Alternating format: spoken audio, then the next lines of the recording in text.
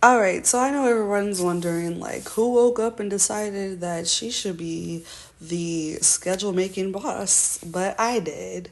It's all started way back when Whataburger put me in charge of making the schedules.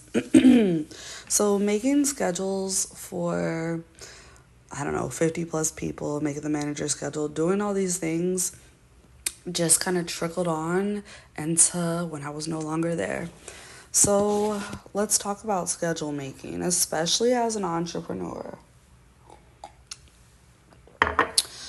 All right, so the first thing to do when you're making your schedule is to keep in mind that you got to be kind for yourself. Some people are branching off into things.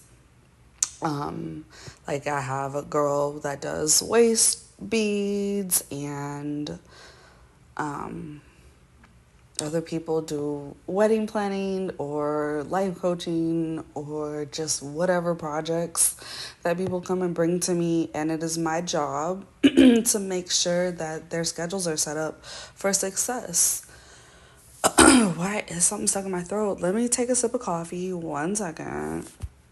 Anyways, so it's my job to make sure that people are set up for success in all their endeavors. Some people are full time parents just looking to have a side hustle. Some work a 9 to 5 job and just tell me they don't have extra time. And by golly, we have 164 hours, if I calculated this correct, every single week. 40 of those hours we're sleeping, right? If you sleep 8 hours, right? So 40 hours, something like that, we're sleep. Another, well, no. What's 6 times 7? 42? Something like that. We're sleeping at least 6 hours a night. So 42 hours. So subtract 42 from 164. That leaves you 122, I believe. If the math is mathing. If not, correct me. So you have 122 hours. And then say you do work a 40-hour week job. Subtract another 40 hours. That should leave you with like 80, 78, 80 hours left of free time. What the hell are you doing and how are you utilizing this time? So, if you have jobs and then you have kids, and you got to factor in that. And you should definitely schedule your time with your kids, schedule your time with your partner, schedule your time that you're going to be interrupted by family members. And then after that, it should still allow you 20 to 30 hours. So we have 20 to 30 hours of dry, dead time that we can utilize.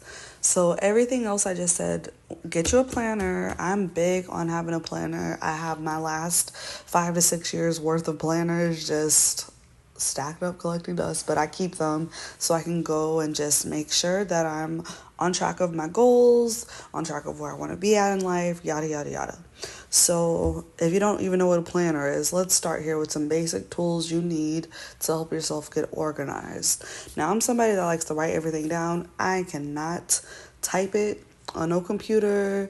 I can't have calendars on my phone. I'm not going to look at that. That's not me. I'm old school. I like writing it down. So, start off with a clipboard, some loose leaf paper, a writing utensil, a planner. I like to buy my planners from Walmart. They're about $10, 10 to 15 bucks. You can get you a really nice one.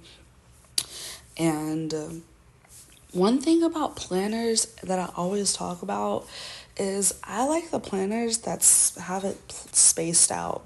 So like Monday, Tuesday, Wednesday on one side and Thursday through Sunday on the other. They do make planners where all 7 days are on one side, but as I preach all the time, that doesn't allow you enough space to time block, especially when you have a super busy schedule.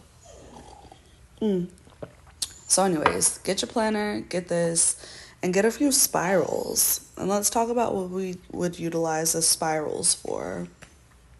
So, we should have one spiral with to-do list. As an adult, your to-do list is never ending unless, I mean, even if you are a stay-at-home mom, baby, you still got a schedule. You still got practices we got to be at and putting your kid in here. And like when I was a newer parent, like we would go to the library and do those little activities and things like that. You should still be having a schedule. There's no excuse why a grown person should not be following a schedule. Okay, now we understand the importance of it. the first thing you want to do, especially if you don't have very many things to time block on your schedule, but you're interested in starting a business, whether that be a t-shirt business, a graphic designing business, a social media manager business, whatever you want to start, right? You want to write down your to-do list. So anything, any and everything that comes into your little brain, write it down on a piece of paper. Once you have that, or on your spiral, right? Once you have that all written down, it's never ending. I'm constantly adding things every day. But that's neither here nor there. Once you have everything written down, you need to batch similar tasks together, right? Once you got that, now you can get your handy dandy planner and write it all down in there. So I'm looking at, oh, please get you a desk calendar. Oh my gosh, they work wonders. Those little bitty cutesy calendars don't work for me. I go to Walmart, I buy me a desk calendar. It's about $5. We can all afford $5. Get there. I have your desk calendar. Now, my desk calendar, I write down when all my bills are going to be deducted out of my bank account or when I have to pay them. I also write down the amount of money that I have coming in, when it's coming in, and all that. So I can just look at my big calendar and be like, okay, girl, this bill's due this week. Phone bill's coming out this week. Gotta pay for this. Whew. Money, but nonetheless, you can look. And also on that desk calendar, I like to write down my goals. So I believe everyone should have 3 different goals. One is going to be your minimum goal that you want to make for the month. So your minimum goal should be all your bills that you have, any extra expenses, like if you get your nails done every week, that should be on there. If you go to the spa, that should be included. Like, you know, your kids are going to ask for money, whatever the case. They're going to spend all this money on Roblox. Whew. But you got to factor in that. So those are like the minimum goals. So it might be $3,000 a month, $4,000 a month, whatever the case is. Like that is your minimum that you need to make, and your groceries, your gas, the minimum you need to make to just survive. Then you should have your targets. Target should be something we're going to push a little bit harder to make sure that we make this amount of money. And then you have your ideal. Like my ideal number at the moment is $10,000 a month. Bringing home $10,000 a month would mean so much to me. And it stays on there so I can just look at it as a reminder, like, okay, you're going to strive to get that, right? So that's what I put on my desk calendar. Back to the planner. Oh my gosh, I didn't realize how long I rambled on, so we're gonna have to come back. Probably have to make another one. But anyways, that's just a little insight to schedule making.